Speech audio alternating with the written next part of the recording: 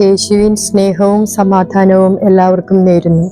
ഈ വർഷം നമ്മുടെ ആത്മീയ ജീവിതത്തെ നവീകരിച്ചുകൊണ്ട് ഒരു പുതിയ തുടക്കം കുറിക്കാം.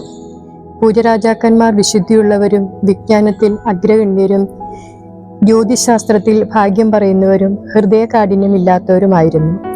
ഈശോയ്ക്ക് അവർ പൊന്ന്, മീറ, കുന്തിരിക്കം കാഴ്ചയായി സമർപ്പിച്ചു.